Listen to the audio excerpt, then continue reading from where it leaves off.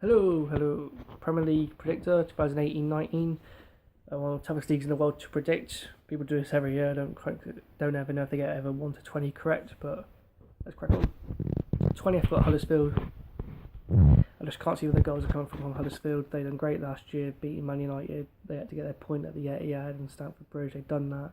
Aaron Moyes a good midfielder, scored some goals for him, very important goals last season, but I just can't see where the goals are going to come from this season. Wagner's a good manager, I think he'll get the defence sorted out and all that, but I just can't see them staying up this year. This is their second season. 19th, I got Watford. I think Watford will catch up with them, sacking managers and high turnover players. I think eventually that'll catch up with you. But every decision the Potter family have made, it's worked, sacking managers and new players. Troy Deeney still runs the dressing room. Who else is there? Javi Garcia's in there now. We'll see. Is he going to get a full season? Who knows? Play some nice stuff. To be fair, they did beginning of last season play some nice stuff. Obviously, went a bit more sort of conservative second half of the season to just go over that finish line. They got over that finish line quite comfortably. They always seem to get over it end April time. But I just think their fourth season, I think they'll go down this time. 18th, I got Cardiff. I had Cardiff step at sort of middle of July. I really thought they were going to get some 3 or 4 new players in. I thought they were going to get that Liverpool midfielder back on loan. I thought they were going to get a few strikes, and I thought, yeah, they're ahead of Fulham at the moment. They're going to do it, but it seems to just stalled a bit. To be fair, I hope Warnock does it. He's had 3 cracks. I'm very unlucky with the Carlos Tevez thing. Sacked from QPR for Mark Hughes, sacked from Crystal Palace for Pardew. So 3 sort of cracks in the Premier League. Hasn't managed to stay up or keep his job, unfortunately. Cardiff seems to have calmed down. Seems to be a good club right now. I think the fans are happy that Vincent Tan's got the shirt that's blue again, and Warnock's got some good players, and the fans are happy. And can they get the Cardiff City Stadium roaring like they did for Man City 3-2, Man United 2-2, Swansea 1-0? Can they get it roaring like that again? I don't think Vincent Tan's going to be sending Warnock messages about resign or get sacked. I don't think he's going to make the club as toxic as it was. I think he's learned his lessons. So I think Cardiff, unfortunately, I think they will get relegated. I really do. That's sad because I like Warnock a lot. Good manager. 17th, I got Southampton. I just don't think they've added a lot of quality. Stayed obviously second to last game of that win at Swansea. Just don't think they've added firepower. You can't keep selling good managers, good players, and replacing them. They got away with it. Some really good recruitment. They had some really good managers. They came 6th and 7th and 8th, and they were doing really well. And see the jokers there. They sell to Liverpool. They haven't done that this summer for once. I just don't think they've added the quality. Pete Hughes is a good manager. He's had obviously up and down career. I think maybe the defence will get tightened up because not bad defenders. There's nothing bad about Cedric Suarez, Jack Stevens, Ryan Bertrand. You know, they are good defenders. The midfielders play some nice stuff. Southampton, whenever you watch them, they do play some nice stuff. But I think unfortunately they will get relegated. I mean, not relegated. 17th, 16th. I got Fulham. I had them to go down and can't stay up. I think the Mitrovic signing might just mean they'll stay up. When he came in last season, I think they were 12th, sort of lost to Sunderland around Christmas time. Went on that great run, missed out last day, then promoted against Villa. I think they're nice passing team, really play some nice stuff. Schürrle's gone in there, who had goals and assists. Mitrovic will hold the ball up and score goals. Ryan Sessegnon will play further forward if they get left back in, and they'll be fine. Tom Kearney's very nice midfielder. Will they adapt their style? I don't know. Passing got them up, so I guess they'll stick with passing. So I think for them, 16th. 15th, we've got Wolves. First season back in the Premier League, expectation levels are massive, and they've made some big signings. But I think first season they'll come back 15th. Wolves fans might think that's a bad thing. That's fair enough. You guys think you're going to finish higher up, and you know, good manager, good owners, and big money signings. You're gonna be buzzing. But I think you guys will come 15th. Some very good players and good firepower, good midfield, good backline. Everything about the club seems to be good at the moment. There's nothing bad, but 15th for Wolves. 14th got Everton. Really weird club. Since the money gone in, it seems to have lost what Everton was about. They went on about Moyes, but Moyes came 4th once and always consistently came top 6, top 7 for a number of years with very limited money. Since the money came in, Martinez, he's done nothing. Koeman done nothing. Allardyce done nothing. Marco Silva's got relegated with Hull. And Watford is held as a genius. I don't know where Marco Silva, the genius, comes from. Maybe it comes out of his own backside, I don't know. But as soon as he got relegated with Hull, and everyone thought he was a hero for some reason, As soon as Everton came flirting, he left Watford. Didn't care about Watford no more. Last 2 years, told you top goal scorer.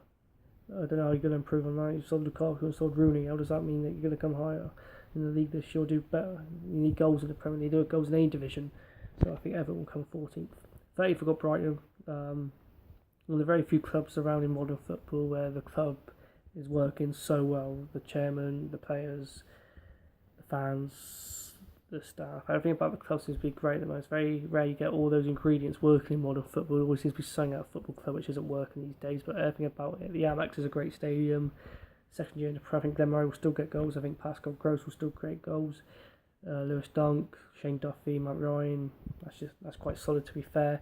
But I think Brighton's second season, and I think they'll take 13th in their second year in the top flight. 12th, I've got Bournemouth. Fourth year now for Bournemouth. I know they're making big money signings. I think they maybe just need to calm down a bit where they're going. They are a good club to be fair. Eddie Howe is a good manager.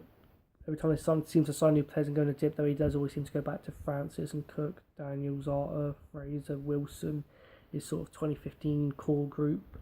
It's 10 years since he started on minus 17 points and needed to beat Grimsby. Steve Fletcher got a last minute winner to stay in the Football League. It's amazing how expectation levels have risen so much at Bournemouth. I think it's not so much a reality check because they can dream big. They're in the Premier League, of course they can. I'm not going to tell them they can't do that, but I think most Bournemouth fans will still take 17th. I really do, from where they came from to what they are in such a short space of time. But obviously they do want to push on. They have made some big signings, so I'm going to go for 12th. Then we've got Burnley, Sean Dyche, the players. They know what they're doing. They know each other well. Everything seems to work between manager and players. More passing last year, which was good for them. There's nothing still wrong with going diagonal to Ashley Barnes. I think that's one of your tactics. Still use it. There's no law to say you can't do that. But I hope they have a good run in Europa League. They might have to obviously play around the squad a bit more this year. But great last season to come 7th, third year in the Prem. Sean Dyche 11th for Burnley. 10th I've got Leicester. I think Leicester is a weird one at the moment. That we all love 5,000 to 1 winning the league Ranieri. We all watched it. We all witnessed it. But I think Leicester, a lot of those players are gone now. I think Michael's getting on, still good goalies. Simpson's apparently leaving. Fuchs isn't fancy. Morgan, Hoof, Mahrez, Drinkwater, Kante. All Brighton still good player. Okazaki will still run around. Vardy will hopefully still get goals for them. But I just think if they get Drinkwater back, I think they could have another good year because obviously the balls over the top for Drinkwater. Vardy was great. He didn't really have to look. He could just make his runs. Damari Gray might step up to it, but I don't know how Leicester fans are feeling at the moment. They're never going to win the league again. Last day of the Champions League, it's amazing. I don't think it's ever going to get that good again.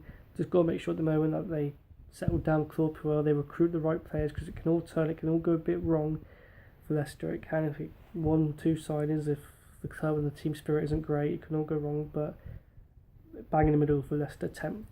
9th, we've got West Ham. Pellegrini's got in there. His first year back in the Prem. Obviously he's won the league title in the Prem in 2014 with City. So good signings at West Ham. They had to sign players, to be fair. The club was toxic. They had to get their wallets out. After all that stuff against Burnley last season, it all kicked off. 2 years of promises about we're going to win the Champions League and we're going to rule the world and we're going to rule London and all this rubbish. When they've left your spiritual home to go to a running track and they don't like it, which is fair enough. If I'm leaving, it's very hard to leave a ground where you're so tight to the pitch on top of the players and then you're basically watching it in Australia. What's all that about? But so Gold and Sullivan have opened their wallets, to be fair, and they have signed some players, and Pellegrini's going there, and I've got them coming 9th. 8th, I've got Palace. As a neutral, Palace are a great watch. It's off of down Sahar, Townsend. It's sort of bloody wild at times. It is completely mad. Roy is a good manager, and obviously all the Iceland rubbish, but he is a good manager, good club manager, very good at Fulham, very good at West Brom. His first full season, obviously Fulham, he went in there and stayed up and then came 7th from the Europa League final. His Palace job is very underrated. To lose your first 7 games, Frank de Boer and Roy took over for a few to beat Chelsea, the champions at the time, 2-1. I think Palace had a really, really good season under Roy. They can get the defence sorted out and then taking players do what they want. I can't see no reason why Palace can't be the 8th best team in the Premier League. 7th, I've got Newcastle. This is just based on Rafa. I know they're not happy with Mike Ashley, which they haven't been for 10 years to be fair.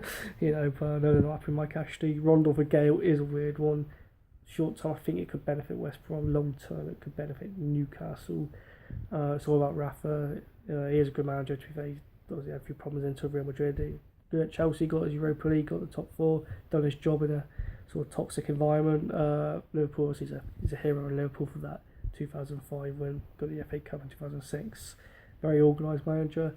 If he can still push that group of players, though, I really think they can come seventh. I really do.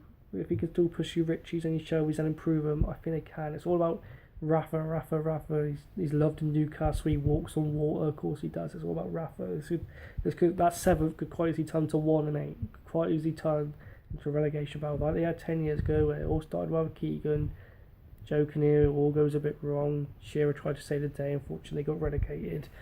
But I think it's all about Rafa. If Rafa stays and commits and gets the players working, improves the players, man management skills on the training ground, I think Newcastle can come 7th. 6th, I've got Spurs. I haven't signed no new players unless they sign any in the next sort of 2 or 3 hours. Spurs' starting level is amazing. Everyone knows that. Everyone likes watching Spurs' starting level. Everyone likes Pochettino's passing, pressing. It's just the squad depth of Pochettino. Gave Leicester a good run. Gave Chelsea a good run. A few cup semi-finals. Just haven't got over the finish line. Obviously, the Joker's top and bottle jobs. It's a bit unfair, to be fair. Pochettino has improved the club a lot since Tim Sherwood days. So I think he'll come 6th this year. Just if they sign a world-class player next couple of hours, who knows? But it's just the squad depth, because that starting level I don't think can stay fit for Prem, Champions League, FA Cup, Carling Cup. 5th, I've got Arsenal. Emery's gone in there, obviously first new manager in 22 years since Wenger's. Just haven't added pace. If they had some pace, I would have thought Arsenal can really go for it, but they just haven't seemed to have added pace. Defender's gone in there, defensive midfielder. Was obviously there. Aubameyang will score goals. Lacazette will probably have a better season. Everyone loves the Arsenal. Everyone loves Arsenal. Of course, do put TV on. Everyone loves the way Arsenal play. Everyone loves the stick passing. We loved it for years. The problem was they didn't win trophies doing the stick passing. Was it time for Wenger to go? Who knows? Emery's in there now anyway. People going about Arsenal fans excited about a new style, which is fair enough. It's your club. You pay your money, but I didn't see nothing wrong with the Wenger style. They didn't play long ball. They weren't boring, never to watch. It just maybe came to an end that, in Europe they weren't doing great, and they never really, challenged with the Prem since they were the Invincibles. So I've got Arsenal to come 5th in their first year under a new manager. 4th, I've got Man United. I've actually got Man United as a dark horse and some other bet I've done for some reason, but Jose's not happy. I don't think he's been happy since 2015, to be honest. Says he's not going to sign new players. He's not confident about today. But he's got a point. It only takes Mourinho a couple of months to get a spine. His Chelsea spine, his Milan spine, his Real Madrid spine. But I just don't think that this could haunt me. I don't think you're going to win a league title. Valencia, Smalling, Jones, and Ashley Young. I don't think those 4 win you a league title. Going forward, they're great. I think Pogba's a great midfielder. He gets a lot of unfair stick. 89 million. Who cares about that? It's not your money. He's a good player. He really is. Lingard's a good player. He came on well. He shot me out. He became Rashford's a good player. Martial's a good player. Lukaku's a good player.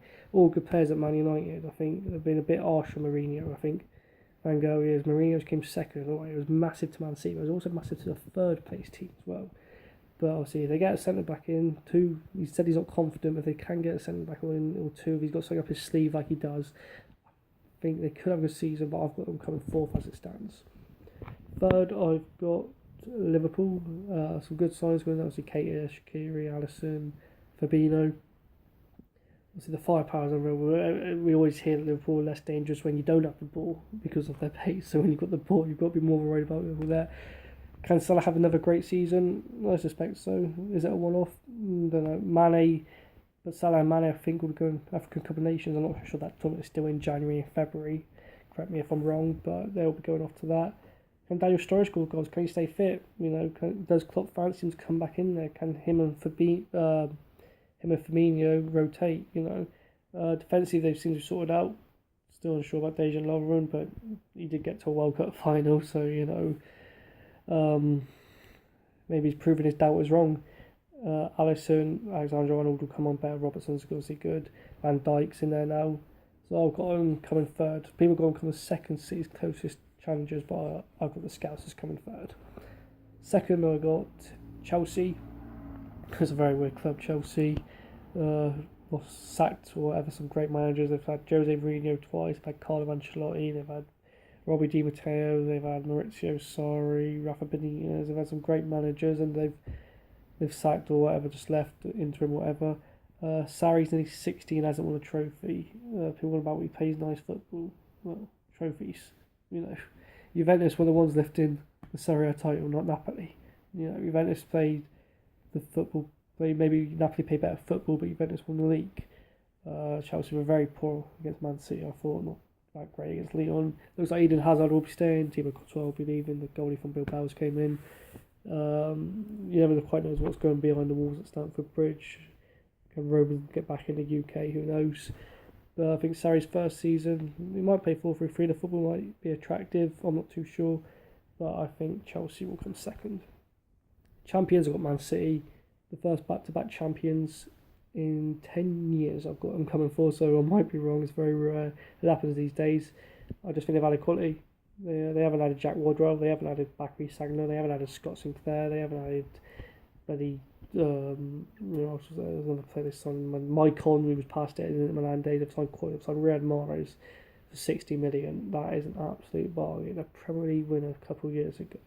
He twists defenders in and out. He comes in on his left foot. He creates. He scores. He's everything about Riyad Mahrez for 60 million is an absolute bargain, and I just think he's going to have real quality to that team. I really, really do. Maybe they can get someone to help Fernandinho. Gundogan. Is he naturally defensive minded? I'm not too sure. But I just think City will be champions again. I really, really do. They've never won it back to back, so could be wrong. As there's no Man United were the last team, 2007, 8, they won it 2008, 9, they won it, Man United. So I've got Man City coming champions there, and it'll be the first time they've won it back to back. Right, that's my Premier League predictor, 2018-2019 season. Like video, subscribe, and leave lots and lots of comments, but not too much hate. Huddersfield, please, and Watford, please, and Cardiff, please. Alright, thanks.